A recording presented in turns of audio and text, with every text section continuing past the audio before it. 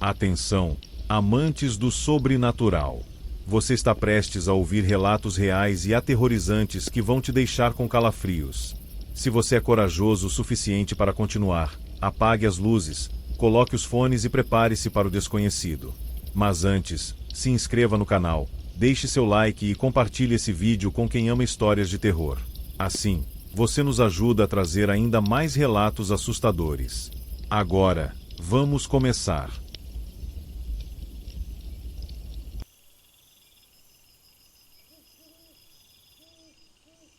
Meu nome é Lucas, e há alguns anos, quando ainda estava na faculdade, aluguei um pequeno apartamento no centro da cidade. Era uma dessas construções antigas, de pé direito alto, corredores estreitos e um elevador que vivia quebrado. O aluguel era incrivelmente barato para a localização, e isso já deveria ter sido um sinal de alerta, mas na época eu só via vantagem.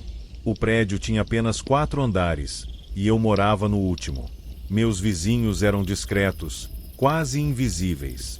A maioria trabalhava o dia inteiro e pouco se via no prédio, o que me deixava confortável, pois eu gostava de silêncio. Mas foi exatamente o silêncio que fez com que eu começasse a notar algo muito estranho. Na minha primeira noite no apartamento, acordei no meio da madrugada com um som muito distinto, passos pesados no andar de cima. Eram lentos, arrastados, como se alguém estivesse caminhando descalço pelo chão de madeira. Eu estava meio grogue de sono. Então, sem pensar muito, voltei a dormir. Na noite seguinte, aconteceu de novo.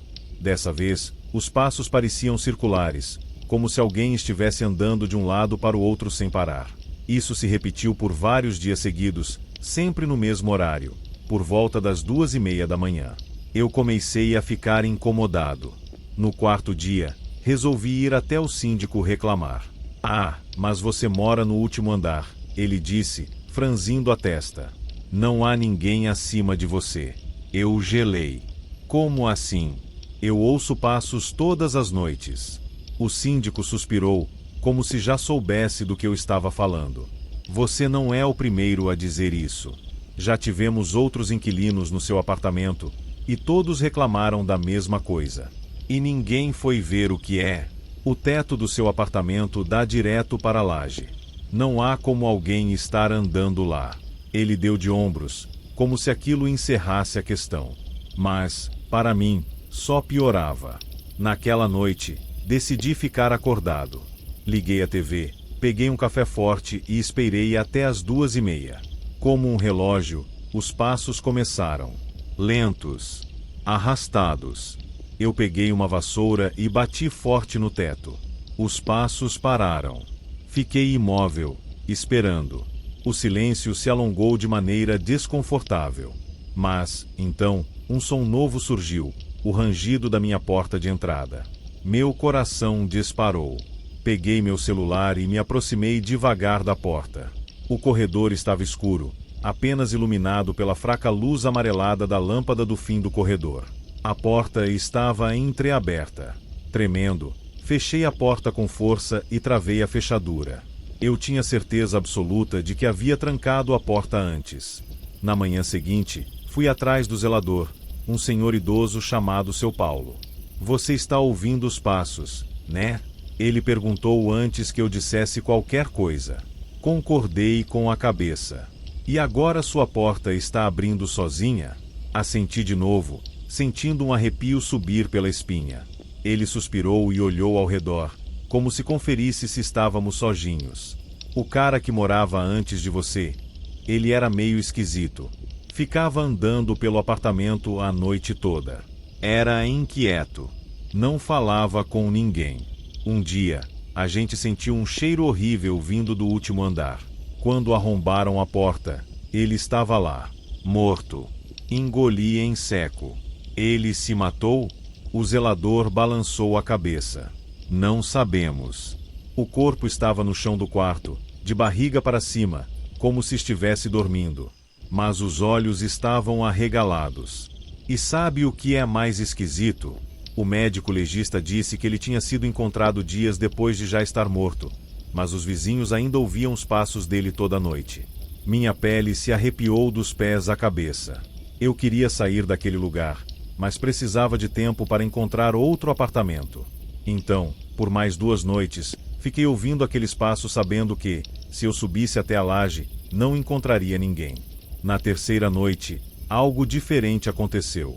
Os passos começaram, mas depois de um tempo, em vez de se moverem sobre mim, começaram a descer.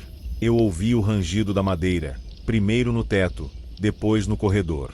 Então, bem do outro lado da minha porta, ouvi uma respiração pesada. Corri para o canto do quarto, coração disparado. Meu celular estava na mesinha de cabeceira, longe demais para pegar sem fazer barulho.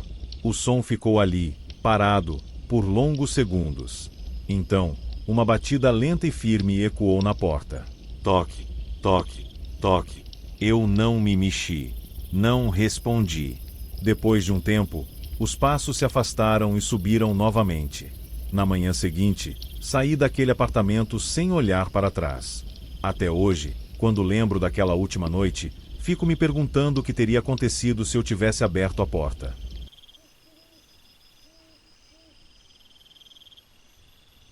Moro em uma pequena cidade do interior, onde as noites são silenciosas e escuras, e qualquer som estranho se torna um evento. Trabalho como segurança noturno em um posto de gasolina afastado da cidade, cercado apenas por estrada e mato. Meu turno começa às 22 horas e termina ao amanhecer. E a única coisa que me faz companhia durante essas longas horas é um rádio antigo que deixo ligado para ouvir música e notícias locais. Naquela noite, o céu estava sem lua, e o vento fazia os galhos das árvores baterem contra o vidro da cabine de segurança. Estava sentado, tomando café e ouvindo uma estação qualquer, quando de repente a transmissão parou e deu lugar a um chiado intenso. Dei uns tapas no rádio, girando o dial para tentar encontrar outro canal, até que o som mudou. Uma voz masculina e distorcida começou a falar, baixa e quase sussurrada. Você está ouvindo? Me ajude. Meu corpo ficou rígido. Era uma interferência. Talvez alguém brincando com rádio amador? A voz voltou, dessa vez mais clara. Estou aqui, no escuro. Me ajude. Olhei em volta, tentando ver algo na estrada deserta. O posto estava iluminado apenas pela fraca luz das lâmpadas fluorescentes, e além delas, só havia breu. Um arrepio subiu pela minha espinha. Peguei o rádio e perguntei, hesitante, quem está aí? O chiado voltou por alguns segundos, e então a voz murmurou algo quase inaudível. Atrás de você. Meu coração disparou. Virei-me num reflexo, mas não havia nada além da pequena cabine de segurança. Olhei para a estrada novamente e notei algo diferente. No meio da escuridão, um vulto parado no acostamento, imóvel. A luz fraca do poste não era suficiente para distinguir seu rosto, mas a silhueta parecia errada, longa demais, desproporcional. Engoli em seco e tentei controlar a respiração. Peguei uma lanterna e apontei para o vulto, mas, no instante em que a luz o atingiu, ele desapareceu. Não como alguém que se esconde ou corre, mas simplesmente deixou de estar ali. O rádio chiou novamente. Você me encontrou. Desliguei o aparelho no mesmo instante, sentindo meu coração martelando contra o peito. Peguei meu celular e tentei ligar para alguém, mas a tela congelou e o sinal desapareceu. O posto de gasolina parecia mergulhado em um silêncio antinatural. Então, senti. Algo estava ali. Não precisava ver para saber. A temperatura caiu bruscamente, e um cheiro estranho, metálico, tomou o ar. Meus músculos travaram, e um instinto primitivo gritava dentro de mim, não olhe para trás. O rádio, que eu havia desligado, ligou sozinho. Agora você também me ouve. Eu não lembro do que aconteceu depois. Só sei que, de alguma forma, amanheceu e fui encontrado desmaiado na cabine. Meu chefe me sacudiu, perguntando o que tinha acontecido. Não consegui explicar. Só sabia que nunca mais queria trabalhar naquele turno. Dias depois, ao pesquisar na internet, descobri que décadas atrás, um caminhoneiro sofreu um acidente e morreu queimado bem ali, perto do posto. O detalhe que me fez estremecer foi que, segundo relatos, ele tentou pedir ajuda pelo rádio antes de morrer, mas ninguém o ouviu a tempo. Agora, sempre que passo pelo posto durante a noite, mantenho o rádio desligado. Mas, De vez em quando estou dirigindo pela estrada deserta, ainda ouço um chiado familiar. E, entre os ruídos, uma voz sussurrando: "Você me ouve agora."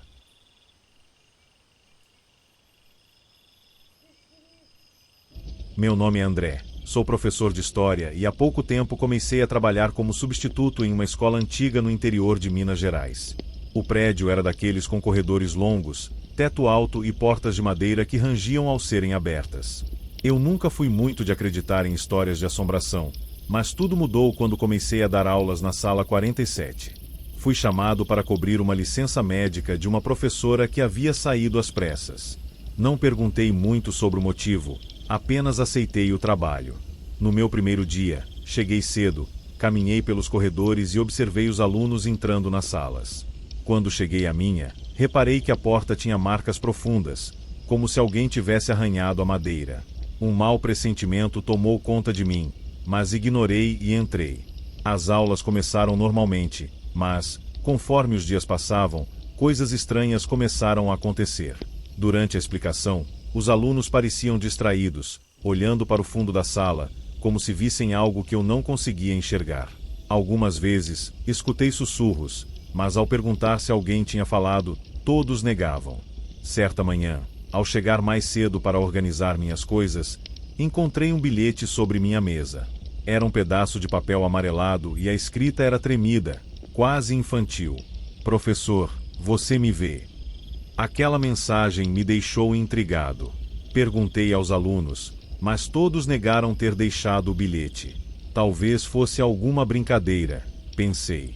No entanto, os bilhetes começaram a se repetir. A cada dia, encontrava uma nova mensagem. "Estou aqui, bem atrás de você. Por que você não fala comigo?" Eles me esqueceram. Aquilo começou a mexer com o meu psicológico. Perguntei à coordenação se havia câmeras nas salas, mas a escola era antiga e não tinha esse tipo de equipamento.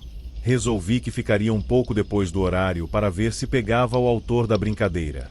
Naquela tarde, esperei até que a escola ficasse vazia. Me sentei e fingi estar ocupado corrigindo provas. O tempo passou e nada aconteceu. Foi quando senti um vento gelado atravessar a sala. Olhei em volta e vi que uma das cadeiras se moveu sozinha. Me arrepiei da cabeça aos pés. De repente, a lousa começou a render e, diante dos meus olhos, um nome começou a surgir, escrito com um giz invisível. Lucas. O coração disparou. Peguei minhas coisas e saí às pressas. No dia seguinte, fui até a secretaria e perguntei se já houvera algum aluno chamado Lucas na escola. A secretária me olhou séria e puxou um velho livro de registros. Depois de alguns minutos folheando, ela empalideceu. Houve um aluno chamado Lucas. Ele estudava na sala 47. Meu sangue gelou. O que aconteceu com ele? Perguntei, sentindo um nó na garganta. Ela suspirou antes de responder. Ele desapareceu dentro da escola. Nunca mais foi visto. Saí da secretaria atordoado. Voltei para a sala decidido a descobrir a verdade. Vasculhei o armário dos materiais antigos e encontrei um caderno desgastado com o nome Lucas na capa. Folheei as páginas e vi anotações de um garoto que parecia solitário. Entre os rabiscos, uma frase me arrepiou. "Se eu sumir, espero que alguém me encontre." Foi quando ouvi o som de passos atrás de mim. Virei-me num reflexo, mas a sala estava vazia. No entanto, no vidro da janela, vi um vulto parado atrás de mim. Saí correndo e, no dia seguinte, pedi transferência para outra turma. Nunca mais entrei na sala 47. Mas, de tempos em tempos, ainda sonho com aquele nome escrito na lousa e com os bilhetes que nunca mais pararam de aparecer no meu pesadelo.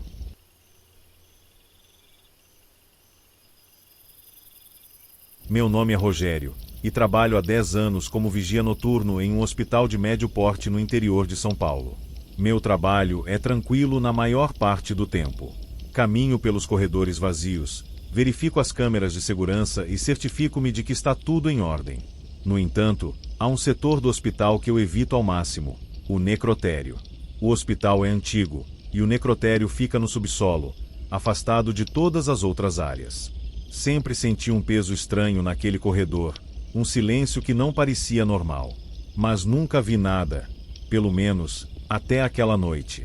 Já passava da meia-noite quando o rádio da segurança apitou. O enfermeiro da recepção me chamou. Rogério, o alarme do necrotério disparou de novo. Pode verificar? Senti um arrepio percorrer minha espinha. Não era a primeira vez que isso acontecia.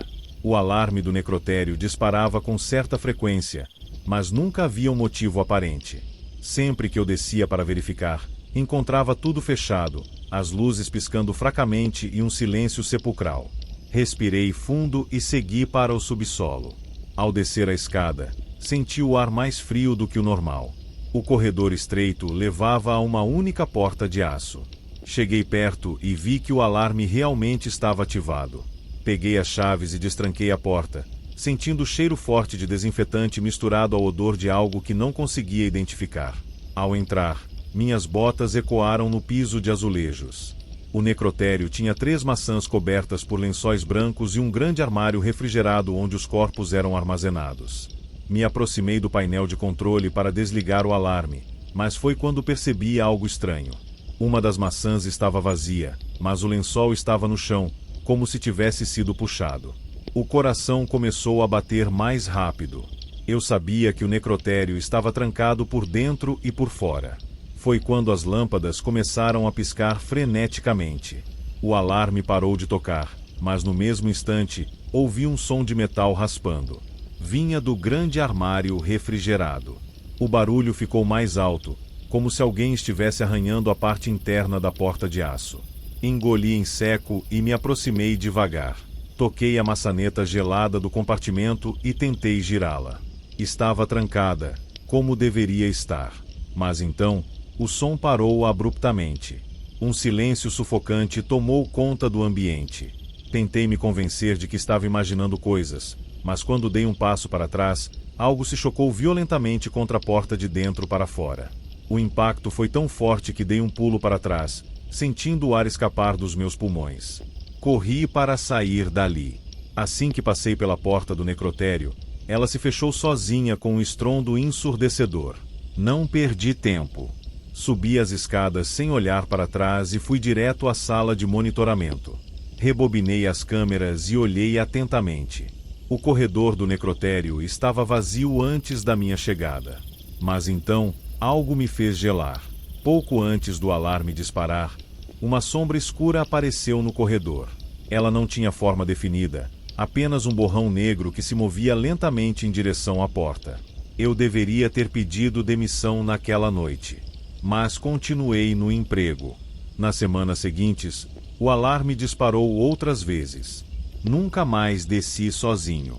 Agora, sempre vou acompanhado de um enfermeiro. Mas, mesmo com outra pessoa ao meu lado, o medo continua. E, às vezes, quando estou sozinho na sala de monitoramento, vejo algo estranho nas telas das câmeras. Uma silhueta escura, parada diante da porta do necrotério, me observando.